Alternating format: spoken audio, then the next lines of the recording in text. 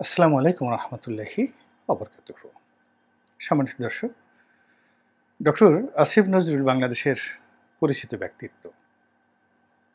আলোচনা আছে যথেষ্ট, আর যেহেতু আলোচনা আছে, আলোচনার বিপরীতে সমালোচনাও থাকবে। কিন্তু সব কিছুর ঊর্ধ্বে তিনি একজন গুণী মানুষ। তার জীবনের অনেক সফলতা আছে। আপনি নেতিবাচক বিষয়গুলো যারা আলোচনা করতে চান তারা করবেন, কিন্তু তার জীবনের অনেক অনেক সফলতা আছে।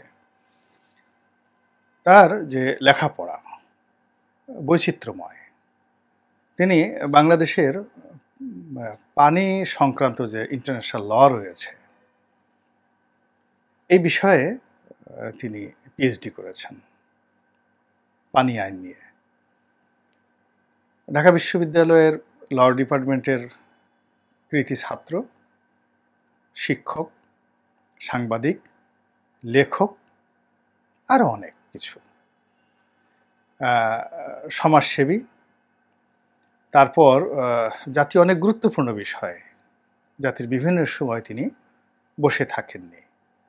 আপনি তার মতে বিরুদ্ধ হতে পারেন, কিন্তু তার কথাগুলো কখনো অস্বীকার করতে পারবেন না। তিনি টেলিভিশন টক শোতে খুবই জনপ্রিয় একজন ব্যক্তি, প্রভাবশালী ব্যক্তি। বাংলাদেশের টকশো জগতে, টেলিভিশনের টকশো জগতে 2009 থেকে আজ পর্যন্ত যদি আমি ধরি, হাতে গোনা 3-4 জন জনপ্রিয়, গ্রহণযোগ্য এবং প্রভাবশালী যারা বক্তা, তাদের মধ্যে অন্যতম ডক্টর আসিফ নজরুল। তো তিনি বর্তমান অন্তর্বর্তীকালীন সরকারের সেই উপদেষ্টা রূপে তিনি দায়িত্ব গ্রহণ করেছেন। এখন দায়িত্ব গ্রহণ করার পর তাকে নিয়ে অনেকের উচ্ছ্বাস ছিল। স্বয়ং সেনাবাহিনীর প্রধান জেনারেল ওয়াকার যে শ্রদ্ধা ভরে তিনি ডক্টর আসিফ নজরুলকে সম্বোধন করেছেন, অর্থাৎ প্রথম যখন ক্যান্টনমেন্টের মধ্যে বৈঠক হলো, তিনি বিশেষভাবে 2 জন ব্যক্তির নাম উল্লেখ করেছেন। ডক্টর আসিফ নজরুল 1 নম্বর, আর 2 নম্বরে জামাতের আমির ডক্টর শফিকুর রহমান। যা হোক, এই সরকার যখন গঠন হলো, গঠন হওয়ার পরে এই সরকারের মূল যে ভিত্তি সেটা হলো ছাত্র সমন্বয়ক, যারা ছাত্র আন্দোলনে যারা নেতৃবৃন্দ ছিলেন, কোটা বিরোধী আন্দোলনের। তো এই কোটা বিরোধী আন্দোলনের নেতৃবৃন্দের উজিরে আজম, মধ্যমণি, মাথার তাজ ছিলেন ডাক্তার আসিফ নজরুল। এখন আছেন কিনা, যেহেতু এটা তাদের অভ্যন্তরীণ বিষয় বলতে পারবো না, কিন্তু উনি যদি চাইতেন, মানে পুরো আন্দোলনের পরে 4 তারিখ, 5 তারিখ, 6 তারিখ, এমনকি 7 তারিখ পর্যন্ত পুরো ছাত্রদের যে নিয়ন্ত্রণ, এটি ডক্টর আসিফ নজরুলের উপর ছিল। এবং তিনি যদি চাইতেন যে তিনি প্রধান উপদেষ্টা হবেন ইনস্টেড অফ যাকে বলা হয় ডক্টর মোহাম্মদ ইউনূস, তিনি সেটি হতে পারতেন। ছাত্ররা তাকেই সমর্থন করত। এবং আমি শিওর আমার সাথে জনাব আসিফ নজরুলের কোনো কথা হয়নি। ডক্টর মোহাম্মদ ইউনূসকে পছন্দ করার ক্ষেত্রে ছাত্রদেরকে প্রস্তাবের যে বিষয়টি, যদি ছাত্রদের হাতে এই বিষয়টি থেকে থাকে, তাহলে এখানে ডক্টর আসিফ নজরুলের একটা গুরুত্বপূর্ণ ভূমিকা ছিল। কিন্তু যদি ডক্টর মোহাম্মদ ইউনূসের নিয়োগের ক্ষেত্রে সিআইএর কোনো হাত থাকে, আমেরিকার হাত থাকে, ভারতের দিল্লির কোনো হাত থাকে, ক্যান্টনমেন্টের কোনো হাত থাকে, সেটা ভিন্নতর ব্যাপার। কিন্তু যদি আন্দোলনকারীদের পছন্দ করার ক্ষেত্রে ডক্টর ইউনূসের অংশগ্রহণ থাকে, তো সেক্ষেত্রে ডক্টর ইউনূসকে পছন্দ করার ক্ষেত্রে ডক্টর আসিফ নজরুল, মানব জমিনের মতিউর রহমান চৌধুরী, অর্থাৎ আসিফ নজরুল, নুরুল কবির এবং যাকে বলা হয় মানব জমিনের সম্পাদক মতিউর রহমান চৌধুরী, এই 3 জনের মধ্যে একটা হরিহর আত্মার সম্পর্ক আছে। আবার এই 3 জনের সঙ্গেই, বিশেষ করে এই 2 জনের সঙ্গে, অর্থাৎ মতিউর রহমান চৌধুরী এবং আসিফ নজরুলের সঙ্গে ডক্টর মোহাম্মদ ইউনূসের যে সম্পর্ক, এটা যাকে বলা হয় পারিবারিক সম্পর্ক। তারা মূলত যে কয়জন লোক বাংলাদেশে দীর্ঘদিন ধরে ডক্টর মোহাম্মদ ইউনূসকে প্রমোট করে যাচ্ছেন, তাদের মধ্যে এই 2 জন প্রধানতম। এর বাইরে প্রথম আলো তাকে প্রমোট করে চলেছেন, ডেলি স্টার তাকে প্রমোট করে চলেছেন, কিন্তু আসিফ নজরুলের মতো বা মানব জমিন পত্রিকার সম্পাদক মতিউর রহমান চৌধুরীর মতো নন, তারাই ওনাকে করেছেন। তো যেহেতু ছাত্রদের সঙ্গে ডক্টর ইউনূসের সম্পর্ক থাকার কথা নয়, এমনকি তার টেলিফোন নম্বরও এই যে সমন্বয়ক ৬ জন সমন্বয়ক তাদের কাছে থাকার কথা নয়। তো এই ছাত্ররা তাদের সঙ্গে যোগাযোগ করেছে, কথা বলেছে, তিনি যখন ফ্রান্সে ছিলেন। এই যোগাযোগটা অবশ্যই আসিফ নজরুলের মাধ্যমে হয়েছে। এখন আসিফ নজরুল এই কাজটি হয়তো করেছেন মানব জমিনের মতিউর রহমান চৌধুরীর মাধ্যমে, অথবা ডেইলি স্টার একজন সাংবাদিক আছেন, ডেইলি স্টার বাংলার যে সম্পাদক গোলাম মুর্তজা, তার সঙ্গেও ডক্টর মোহাম্মদ ইউনূসের খুবই ভালো সম্পর্ক। তো প্যারিসে তার ফোন নম্বর কোথায় আছেন, কি আছেন, এই বিষয়টি এই তিনজন, অর্থাৎ গোলাম মুর্তজা, মানব জমিনের মতিউর রহমান চৌধুরী এবং আসিফ নজরুল, এর বাইরে কেউ জানার কথা না। তো যাই হোক, এখন আসিফ নজরুল এখানে আইন মন্ত্রণালয়ের দায়িত্ব পেয়েছেন এবং আমার বিশ্বাস যে অন্যান্য যারা উপদেষ্টা হিসাবে এখানে নিয়োগ লাভ করেছেন, সেখানে আসিফ নজরুলের মতামত কতটা ছিল আমি সেটা বলতে পারবো না। তবে আমার বিশ্বাস যে তার পছন্দের মানুষ যদি কেউ থাকতো এবং তার যদি ক্ষমতা থাকতো, তিনি অবশ্যই মতিউর রহমান চৌধুরীকে তার এই ক্যাবিনেটে, উপদেষ্টা পরিষদে তিনি অন্তর্ভুক্ত করাতেন আসিফ নজরুলের। কিন্তু তিনি শুধুমাত্র নিজে থাকতে পেরেছেন, বাকিটা কাউকে তিনি, তার পছন্দের মানুষদেরকে তিনি কোনো একটা ভালো জায়গাতে আনতে পারেননি। তো এর বাইরে যেটি হচ্ছে সেটা হলো আইন মন্ত্রণালয়ে তার যে পদ এবং পদবি, সেটার দায়িত্ব অনেক বেশি। আপনি জানেন যে বাংলাদেশের যে কয়টি সেন্সিটিভ মন্ত্রণালয় রয়েছে বৃহৎ পরিসরে, তার মধ্যে আইন মন্ত্রণালয় সবচেয়ে বড় মন্ত্রণালয়গুলোর মধ্যে অন্যতম। এটি একে তো আইন মন্ত্রণালয়, সুপ্রিম কোর্ট, নিম্ন আদালত, এরপরে এই যে বাংলাদেশের যে রেজিস্ট্রি অফিসগুলো, আইজিআর অফিসগুলো, সেটা তার অধীন। তার সঙ্গে সংসদ যে বিষয়ক যে মন্ত্রণালয়, এটাও তার অধীন। এবং আইন মন্ত্রণালয়ের ভিতরে অনেকগুলো উপগ্রুপ রয়েছে। এখানে বেশ কয়েকজন সচিব এখানে কাজ করেন। এর বাইরে তারা সমস্ত মন্ত্রণালয়গুলোর যে আইনগত বিষয়াদি রয়েছে, অর্থাৎ প্রত্যেকটা মন্ত্রণালয়ের সাথে ইন্টারকানেক্টিভিটির ক্ষেত্রে আইন মন্ত্রণালয়কে সবচেয়ে বেশি কাজ করতে হয়। প্রতিরক্ষা মন্ত্রণালয়, আর বিশেষ করে স্বরাষ্ট্র মন্ত্রণালয়ের সঙ্গে তাদের যে সম্পর্কটা, এটা হলো সাবস্টিটিউট। আইন মন্ত্রণালয়ের কোনো কিছুই স্বরাষ্ট্র মন্ত্রণালয়কে বহন করতে হয় না, কিন্তু স্বরাষ্ট্র মন্ত্রণালয়ের অনেক কিছু আইন মন্ত্রণালয়কে বহন করতে হয়। ফলে আইন মন্ত্রী হিসেবে বা আইন উপদেষ্টা হিসেবে মূলত তার দম ফেলানোর সময় থাকে না, এটি হলো বাস্তবতা।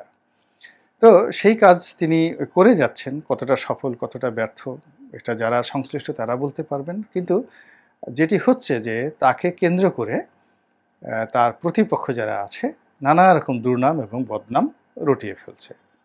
তার ব্যক্তিগত জীবন, তার বিবাহিত জীবন, তার সাবেক স্ত্রীদের সঙ্গে তার সম্পর্ক, তারপরে তার বর্তমান স্ত্রীর সাথে তার সম্পর্ক, এরপরে তার সৎ শাশুড়ি মেহের আফরোজ শাওনের সাথে তার সম্পর্ক, তার সাবেক স্ত্রী রোকেয়া প্রাচীর সাথে সম্পর্ক, এগুলো সবই মুখরোচক। এর কারণ হলো তিনি নিজে যেমন সেলিব্রিটি, তার আশেপাশে সবাই সেলিব্রিটি। তার শ্বশুর হুমায়ুন আহমেদ সেলিব্রিটি। ফলে হুমায়ুন আহমেদকে নিয়ে যে কোনো একটা কথা যদি ফেসবুকে ছড়িয়ে দেয় কেউ, যে আসিফ নজরুল হুমায়ুন আহমেদকে চুমু দিয়েছেন, হুমায়ুন আহমেদকে আসিফ নজরুল বা হুমায়ুন আহমেদ আসিফ নজরুলকে একটা কলম উপহার দিয়েছেন, নেতিবাচক ইতিবাচক যাই বলেন না কেন, জামাই শ্বশুর একদিন এই কাজ করেছেন, এগুলো দেখবে যে মুহূর্তের মধ্যে ভাইরাল হয়ে যাবে।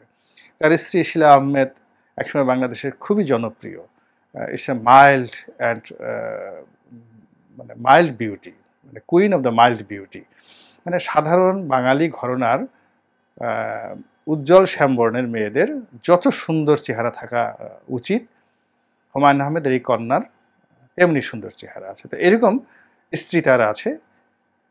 তো সেই স্ত্রীকে নিয়ে যখনই কেউ কোনো একটা কথা বলবে, মুহূর্তের মধ্যে সবাই ঝাঁপিয়ে পড়বে, সেটা কি হলো দেখি কি হলো ইত্যাদি। আবার তার যে সৎ শাশুড়ি, যেটা এখন মেহের আফরোজ শাওন, শাওন বাংলাদেশের সব দিক থেকে celebrity. She is a super lady. নাচ, গান থেকে শুরু করে অভিনয়, সব ব্যাপারে জীবনের সব ক্ষেত্রে, এমনকি শেষে তিনি এমপিও হয়ে গেছেন। তো কাজেই শাশুড়ির সাথে তার কোনো মতদ্বৈধতা আছে বা শাশুড়ির সাথে সম্পর্ক আছে, মামলা মোকদ্দমা আছে, সম্পত্তি নুহাশপল্লী নিয়ে কোনো একটা বিষয় আছে। এই জিনিসগুলো খুব আকর্ষণীয়। মানে যাকে বলা হয় এই বিষয়গুলো নিয়ে যেকোনো লোক কথাবার্তা বললেই এগুলো ভাইরাল হয়ে যাবে। তো আসিফ নজরুলের নিজের কেরিয়ার যেভাবে বর্ণাঢ্য, তার বিবাহিত জীবন, তার আত্মীয়স্বজন, এমনকি তার যে সাবেক স্ত্রী সেও সেলিব্রিটি, রোকেয়া প্রাচী।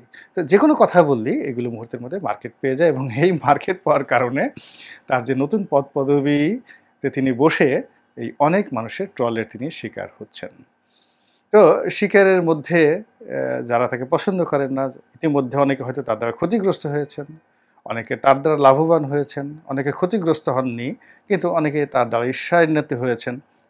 আসিফ নজরুল কেন এই পদ পেল, এটার কারণে কি হচ্ছে, তিনি পালিয়ে যাচ্ছেন, পালিয়ে যাবেন, তাকে খুঁজে পাওয়া যাচ্ছে না, এই সমস্ত কথাবার্তা নিদারুণভাবে সামাজিক মাধ্যমগুলোতে ভাসছে। তো উনি অনেকদিন চুপচাপ ছিলেন, এবং এইটা সম্ভবত তার ধৈর্য এবং সূর্যের সীমা অতিক্রম করেছে। করার ফলে তিনি আবার সেই ফেসবুকে এসে লাইভে এসে তিনি জানান দিয়েছেন যে তিনি এই কারণে টেলিভিশনে আসছেন না, কথা বলছেন না, তার ব্যস্ততা আছে এবং তিনি কাজ করছেন।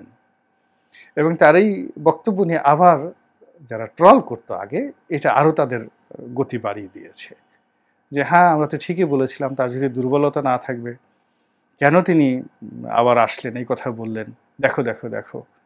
এই জিনিসটা মানে আমাদের এই সমাজে আসলে কাজ করাটা এত কষ্টকর, কাজ না করাটা এখানে অনেক বেশি নিরাপদ। কিন্তু কাজ যদি আপনি করতে যান তাহলে আপনার ঝামেলা পোহাতে হবে। আপনি যদি ডাকাতি করতে চান কারো, আপনি অস্ত্র নিয়ে যাবেন, ছুরি ধরবেন, বন্দুক ধরবেন, আপনাকে আব্বা ডাকবে, আপনার পায়ে পড়বে, তারপরে আপনার কাছে তার ঘরের সর্বস্ব দিয়ে দেবে। এবং ডাকাতরা অনেক পরিবারে গিয়ে গৃহকর্তাকে বেঁধে তার সামনে তার কন্যা স্ত্রীদেরকে ধর্ষণ করে আসে, স্ত্রী কন্যাকে ধর্ষণ করে আসে। এরপরও মানুষ ডাকাতকে ভয় পায়, এবং সেই ডাকাতের কিন্তু আপনি যদি কাউকে দান করতে যান, আপনি যদি কাউকে দান করতে যান, উপকার করতে যান, মুহূর্তের মধ্যে আপনার চামড়া খুলে ফেলবে। এই হলো আমাদের সমাজের একটা চিরাচরিত পন্থা। তো এখানে আসিফ নজরুল তিনি একটা প্রাইভেট বিশ্ববিদ্যালয়ের খুব ভালো অবস্থানে তিনি চাকরি করছেন, এবং তার বেতন সেখানে 10 লাখ টাকা, 10 লাখ টাকা, 7-8 লাখ টাকা তো হবেই। সম্ভবত ইস্টার্ন ইউনিভার্সিটিতে তিনি সেখানে আইনের বিভাগীয় প্রধান। 5 থেকে 7 লাখ টাকা। তিনি ঢাকা বিশ্ববিদ্যালয়ে পড়ান, সেখানেও তার ইনকাম 1.25 লাখ টাকার কম নয়। তারপরে তার অন্যান্য দিক থেকে হয়তো ইনকাম, সব মিলে তার 1,10,000 টাকা আয় রোজগার আছে। এই সব কাজ বাদ দিয়ে তিনি এই যে উপদেষ্টা হয়েছেন, ইনি যদি ঘুষ না খান তাহলে সাকুল্যে 1 লাখ থেকে 1.25 লাখ টাকা বা 1.5 লাখ টাকা অন্যান্য সুযোগ সুবিধা নিয়ে 2 লাখ টাকা তিনি পাবেন, এর বেশি না। তাহলে তিনি এই যে মাসে 8 লাখ টাকা লোকসান দিয়ে এই 2 লাখ টাকার লোভে এখানে আসছেন বা কাজ করতে আসছেন, এটার দায়িত্ব তাকে বহন করতেই হবে, এবং সেটা তিনি করছেন, খুব চমৎকারভাবে তিনি সেটা করছেন। এবং আমরা যারা এই দৃশ্য দেখছি এবং বলছি, আমরা খুব মজা লুটছি, কিন্তু তার পক্ষে আমরা কিন্তু কেউ কোনো কথা বলছি না। তার অনেক বন্ধু আছেন এর সমাজে, পত্র পত্রিকায়, তারপরে সমাজের বিভিন্ন মাধ্যমে তার বন্ধু আছে, কিন্তু কেউ, আমি অবাক হয়ে গেলাম যে আমার সাথে তার কোনো স্বার্থ নেই, আমার সাথে তার কোনো সম্পর্ক নেই। কিন্তু এর আগেও আমি তাকে নিয়ে একটা ভিডিও করেছি, আজকেও করলাম। আমার কাছে মনে হয়েছে এই লোকটির পক্ষে তার অবস্থা নিয়ে কিছু কথা বলার দরকার। এখানে যদি আসিফ নজরুল পালানি, বিশ্বাস করেন আসিফ নজরুল একা পালাবেন না। এখানে এই যে উপদেষ্টা মণ্ডলী যারা আছে সবাইকে পালাতে হবে, এবং আসিফ নজরুল হয়তো সবার শেষে পালাবেন। কিন্তু আমরা যেভাবে আসিফ নজরুলকে সবার আগে দিচ্ছি, এটা ঠিক না। This is one. Second thing হলো, আইন মন্ত্রণালয় চালাতে গিয়ে তাকে নিঃসন্দেহে অনেকগুলো বিষয় অভাবিতভাবে, যেটা তিনি কল্পনাও করেননি, তাকে সমস্যার মুখোমুখি হতে হচ্ছে। আই আন্ডারস্ট্যান্ড, আমি বুঝতে পারি। যেমন রেজওয়ানা আছেন, তো রেজওয়ানাও আইন আদালতের মানুষ, অ্যাডভোকেট। তারপরে আদিলুর রহমান সাহেব, তিনি বিএনপির জমানাতে ডিএজি ছিলেন, ডেপুটি অ্যাটর্নি জেনারেল ছিলেন। ফলে অনেকগুলো নিয়োগ বদলি মন্ত্রণালয়ের বিষয়, তার অন্য মন্ত্রণালয়ের হলেও আইনাঙ্গনের অনেকেই আসিফ নজরুলের কাছে না গিয়ে কেউ হয়তো রেজওয়ানার কাছে যাচ্ছেন, কেউ হয়তো আদিলুর রহমান সাহেবের কাছে যাচ্ছেন, এবং এগুলো নিয়ে তাদের মধ্যে সম্পর্ক স্বাভাবিক নাই।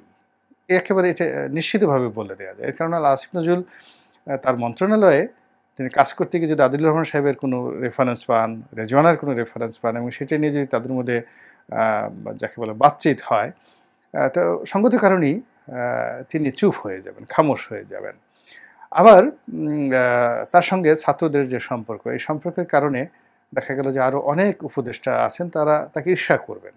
ফলে তিনি তার আপন যোগ্যতা, যে যোগ্যতার বলে তিনি আজ এখানে এসেছেন, সেই যোগ্যতাগুলি তার উপদেষ্টা মণ্ডলীতে অনেকের জন্য এটি বাধা হয়ে দাঁড়িয়েছে। তিনি যে জিনিসগুলো বুঝছেন, অনেকের জন্য সেটি সমস্যা হয়ে যাচ্ছে। ফলে আমরা যদি এই মানুষটিকে কাজ করতে না দেই, তাহলে আলটিমেটলি আমরা এই যে এত বড় একটা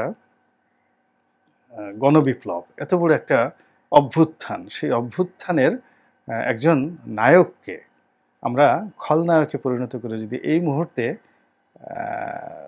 পর্দার অন্তরালে তাকে পাঠিয়ে দেই, বলেন তো আপনার আমার কয়জনের লাভ হবে আর কয়জনের ক্ষতি হবে? আল্লাহ আমাদের সবাইকে হেদায়েত দান করুন এবং হেফাজত করুন।